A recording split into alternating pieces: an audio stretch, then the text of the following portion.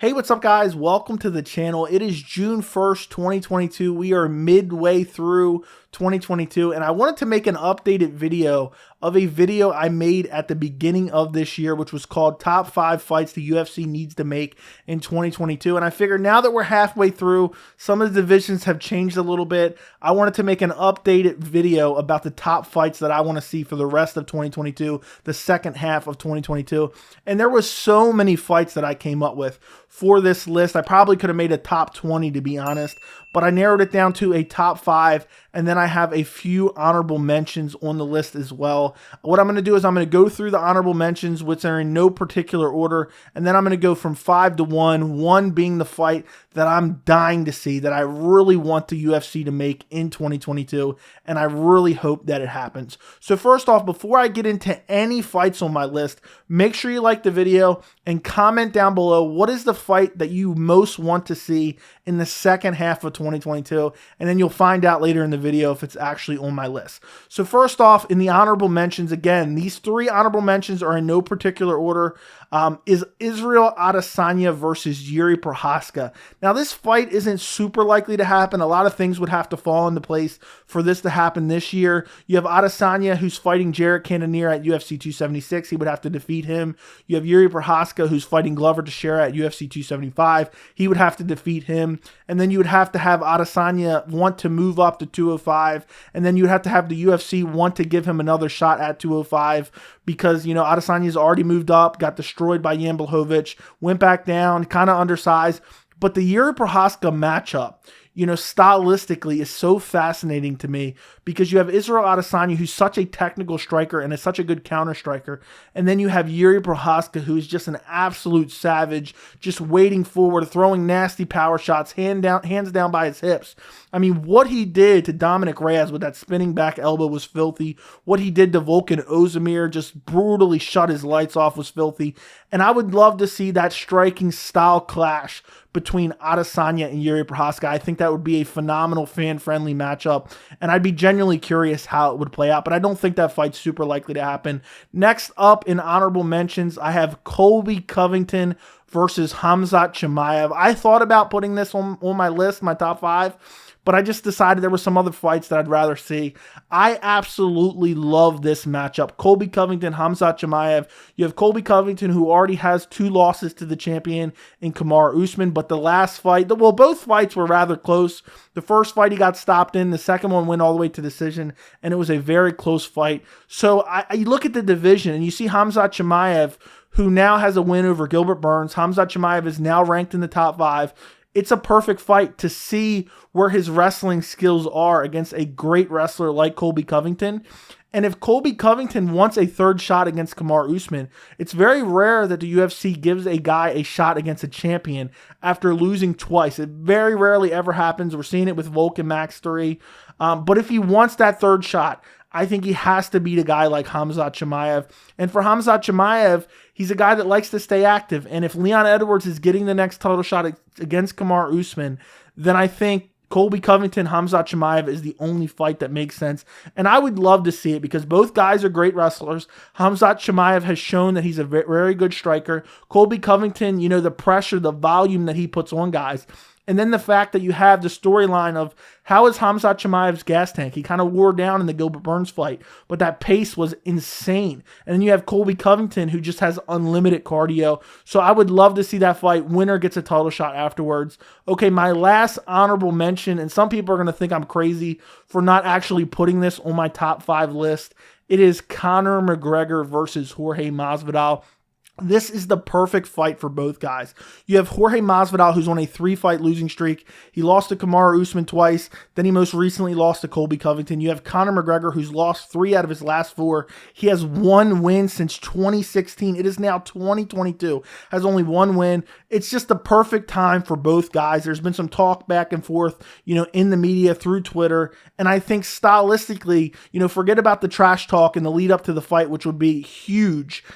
This stylistically, this fight would be very compelling because both guys are very good strikers. You know, Conor McGregor, what has been his downfall his whole career? Pretty much getting out grappled, and Jorge Masvidal, same thing, getting out grappled. It's not going to happen in this fight. Conor McGregor's not going to shoot on a takedown on Jorge Masvidal. I doubt Jorge Masvidal shoots on a takedown on Conor McGregor. So it's going to be these two guys just striking it out to see who is the better striker, to see who is the better fighter.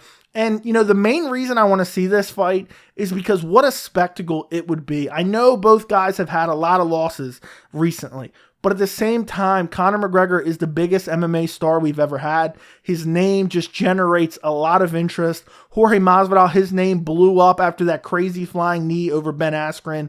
And I would just love to see the spectacle of this fight. Couldn't imagine the build-up. I'm curious what fight week would be like. And you know, honestly, the press conference, that is one of the very few press conferences that I would be super interested in.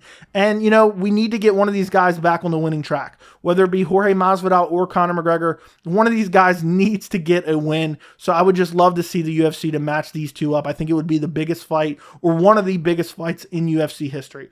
Okay, moving on to my top 5 list. Now that I've got through all those honorable mentions, number 5 on the list, I want to see Petr Yan versus TJ Dillashaw. I absolutely love the bantamweight division. And I know a lot of people are going to think I'm a Aljamain Sterling hater. That is not the case. But I believe that Petr Yan and TJ Dillashaw are the two best bantamweights in the division right now. And I really wanted to see this matchup. And now we're kind of in a weird spot where we're probably not going to get it. Aljamain Sterling is most likely fighting TJ Dillashaw next, defending his title. You know, and I know Aljamain Sterling has that win over Petr Yan. But, you know, just a stylistic matchup of Yan's skills versus Dillashaw's skills is a matchup that I've been dreaming of for a while. Unfortunately, while Petr Yan was the champion, you had TJ Dillashaw. He was suspended for injecting EPO into his body. So it's a fight that couldn't happen until recently. And then you had the awkward DQ situation of Petr Yan versus Aljamain Sterling 1. And then in the rematch, unfortunately, you know, Petr Yan loses the decision in a close fight. But still, I'm dying to see this matchup. If Aljamain Sterling, for whatever reason, can't go, maybe he has an injury or something, I want to see Petr Yan versus TJ Dillashaw. Or if they decide to go with, maybe there's been talk of Aljamain Sterling versus Jose Aldo. I would love for a number 1 contender fight, Petr Yan versus TJ Dillashaw. I'm dying to see this fight. I'm dying to see how TJ Dillashaw looks. You know, we got a taste of it against Corey Sandhagen. I thought he lost that fight. But we know Petr Yan can go 5 hard rounds. We know in the past, TJ Dillashaw has been able to go a hard 5 rounds. And the Sandhagen fight, you know, could be attributed to ring rust. Started to tire out a little bit later in the fight. Had his eye busted open pretty bad. So I don't know for sure if you can really start making assumptions. But I would love to see that in a 5-round fight, Petr Yan versus TJ Dillashaw. Okay, moving up on the list to number 4, I am dying to see Israel Adesanya versus Alex Pereira. Now, this is a fight that has some obstacles as well. Adesanya is fighting Jared Cannonier at UFC 276, and Alex Pereira is fighting Sean Strickland at UFC 276. But I am dying to see this matchup. If Israel Adesanya wins and Pereira wins at UFC 276, I believe that's why they put them both on the card. And also, I think if Jared Cannonier, for whatever reason, would have to pull out of this fight, I think they would cancel the Sean Strickland fight, and I think they would move Alex Pereira into the main event of UFC 276. You have the history. Alex Pereira has a KO win over Israel Adesanya in kickboxing, and this would just be such a compelling matchup. And I believe that's the reason they're giving Alex Pereira a massive step up in competition against Sean Strickland, because they want to fast track him to a title shot. And if he beats Sean Strickland, who's ranked in the top 10, he is getting the next title fight. So if Adesanya and Pereira both win at 276, I could see, you know, maybe November, December of this year, maybe even October, we could see Adesanya versus Alex Pereira for the middleweight title. We have all that history, the KO in kickboxing, and this would be just an amazing stylistic matchup. Both guys, amazing strikers. Both guys have knockout power. Both guys are just phenomenal everywhere on the feet. I believe, you know, I know Adesanya has been in some boring fights as of late, but he's one of the best strikers within the UFC. And Alex Pereira has looked so good. And imagine he goes out there and brutally KOs Sean Strickland. And imagine Israel Adesanya goes out there and gets, you know, a TKO win over Jared Cannonier in the first or second round, puts on a performance like he did against Paulo Costa. This fight would be massive for the middleweight division, and I'm already dying to see it, so I hope that it happens in 2022. Moving up on the list. Now, if you've heard me in some live streams recently or even saw my original video in early 2022, you probably know a couple of these matchups. But number 3 on the list is Kamaru Usman versus Khamzat Chimaev. Now, Kamaru Usman's probably fighting Leon Edwards next, defending his title against Leon Edwards. But if for whatever reason that can't happen, I am dying to see Kamaru Usman versus Khamzat Chimaev. And I know some people are saying Khamzat shouldn't get it with one win over Gilbert Burns. But that win over Gilbert Burns, I mean, Gilbert Burns is the elite of the elite within the welterweight division. And I wouldn't mind seeing him get a title shot. Leon Edwards, I know he has a long win streak, but it's not against the best competition. I want to see Leon Edwards get his title shot first. I'm not saying Khamzat should skip over him. Because Leon Edwards, I've been a big defender. People saying he hasn't fought anyone. He's accepted fights with Jorge Masvidal. He accepted 3 fights with Khamzat Chimaev. He accepted a fight with Colby Covington. They just haven't come to fruition for whatever reason, bad luck, whatever. He accepted a fight with Tyron Woodley when Woodley had just come off his title loss. So I want to see Leon Edwards get his shot first. But if Leon Edwards loses to Kamaru Usman, I want to see Usman versus Khamzat Chimaev. Or if for whatever reason Leon Edwards can't go, I want to see Usman versus Khamzat Chimaev. This would be an amazing fight. I've said it before, as good as Usman is, his striking leaves a lot to be desired. Now, I'm not 100% sure where Khamzat Chimaev's striking is. We've seen it, a little bit wild within the Gilbert Burns fight, but I don't think, he was sticking to the game plan. We heard his coach yelling at him in the corner. I would love to see this fight matched up because I would love to see if Kamaru Usman comes out and he can't take Khamzat Chimaev down. How does the striking go? If the wrestling cancels each other out like it did in the Usman versus Colby Covington fights, how does that go? Because I truly believe, and I've been saying this since I started my channel and even before then, anybody that can keep it on the feet with Usman has a chance to defeat Usman. And I believe Khamzat Chimaev can keep this fight on the feet with Usman. And I'm just curious. His striking, I know a lot of people, I had lower expectations, so maybe that's why I was more impressed with the Gilbert Burns win. But Khamzat Chimaev has very good striking. He has power in both his hands. He has great kicks as well. And I'm curious, Usman's getting up there in age. He's been fighting quite a bit the last few years. And just by, laws of averages, Usman is bound to lose eventually. And I would love to see a Kamaru Usman Khamzat Chimaev matchup. I don't think it's going to happen. I think we're probably going to get Usman Leon, and then the winner of that fight probably fights Khamzat maybe early next year, spring of next year. But for any other reason, anybody pulls out, they can't go, I want to see Khamzat Chimaev in a title fight against Kamaru Usman. Okay, moving up to number 2 on the list. I am absolutely dying to see this fight. If the UFC does not make this fight, I am going to riot. I want to see Charles Oliveira versus Islam Makhachev. Stylistically, I don't know a fight more compelling than this.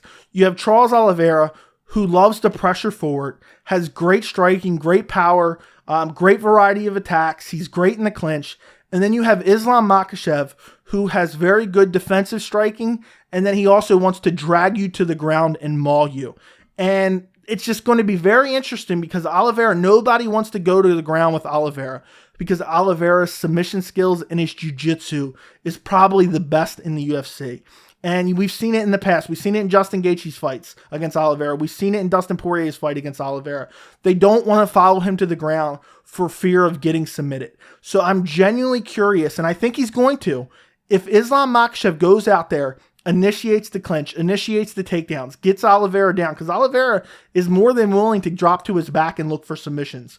Does Islam Makhachev get submitted? And if Islam Makhachev, for whatever reason, decides not to go for the takedowns, which I don't think that scenario is very likely. I think he's going to try to out-grapple Oliveira. How does he do in the striking? Because I think Charles Oliveira is a far superior striker than Islam Makhachev. And Oliveira, the reason he's so good on the feet is because of his jiu-jitsu and submission skills. One, he's not worried about getting taken down. We've talked about it plenty of times. When you have a striker versus a grappler, the striker can't let his hands go because he's too worried about the takedown. And in this fight, and in all of Charles Oliveira's fights, he's not worried about getting taken down because of his jiu-jitsu. So he can move forward, press forward, throw recklessly, and, look for a KO. And I think Islam Makhachev is going to probably try to shoot through him. Does he get guillotined on the entry? It's just such a compelling fight. We have a vacant lightweight title, but Charles Oliveira is the lightweight champion. Everybody knows that. And I'm just so curious how this matchup would go, because I really believe it's 50-50. There is a chance that Islam could take Oliveira down and control him on the ground, beat him up on the ground, and maybe even finish him or win a decision. But I think there's equally a chance of Oliveira guillotining him as he shoots in on a takedown, or Oliveira stuffing the takedowns and just outstriking Islam Makhachev. This fight is super compelling. I think the UFC needs to make it. I would love to see it in Brazil. Charles Oliveira has suggested that. Islam Makhachev has suggested they do the fight in Abu Dhabi in October. I think they're having an Abu Dhabi pay-per-view event. I just want to see the fight. I don't care where it's at. Again, I would love to see it in Brazil, but this fight needs to happen. The UFC needs to make this fight. There's been speculation about Islam Makhachev versus Beneil Dariush. I don't want to see it. I want to see Charles Oliveira versus Islam Makhachev before 2022 is over. Okay, moving up on the list to number 1. In this fight, I have been talking about it nonstop since I started this channel. This is a fight that I am dying to see. I want the UFC to make it so badly. And what sucks about this fight, it's so compelling. I'm so interested in this fight. But there is a chance, a very good chance, that this fight never happens. And that is Francis Ngannou versus Jon Jones. Both guys notoriously hard to negotiate with in the UFC. Francis Ngannou just had knee surgery after the Cyril Gane fight. He's potentially out till November, December, January. Jon Jones hasn't fought, since 2020 when he fought Dominic Reyes at light heavyweight. I've been dying to see Jon Jones move up to heavyweight. And Jon Jones is the consensus light heavyweight GOAT. And I just want to see him take on Francis Ngannou for the heavyweight title. We see all these different guys get title shots when they haven't even defended their belt. We've seen Conor McGregor win the 145-pound belt and move up and, fight Eddie Alvarez for the lightweight belt. Why can't we give Jon Jones, and regardless of what you think of the decisions, Jon Jones was a champion at light heavyweight, defended his belt multiple times. I know he has the steroid issues, but I want to see him move up, and I want to see him fight for the title immediately against Francis Ngannou. People for years wanted to see Jon Jones at heavyweight. It's been talked about, I would say, since 2013, 2014. When's Jon Jones going to move up to heavyweight? He's too tall, he's too lanky. For a lot of these light heavyweights, he has a massive advantage over him. And I'm just dying to see him at heavyweight. And if he's going to move to heavyweight, again, I'd be interested in any fights. I know there's been a rumored Stipe Miocic, Jon Jones fight for potentially September. But if he's going to move up to heavyweight, why do another interim heavyweight title fight if Francis Ngannou can come back in November, December? Make it, a New Year's Eve card, the biggest card of the year. Make Francis Ngannou defend his heavyweight title against Jon Jones. I don't know if it'll happen. Francis Ngannou may never fight for the UFC again. He's fought out his contract. Then he had knee surgery. He's going to be out, till the end of the year. Jon Jones, again, notoriously difficult in negotiations with the UFC. I don't know if they're going to be able to make this happen. But this will be one of the fights, I look back and I see Prime Anderson Silva, Prime GSP as a fight that I was dying to see.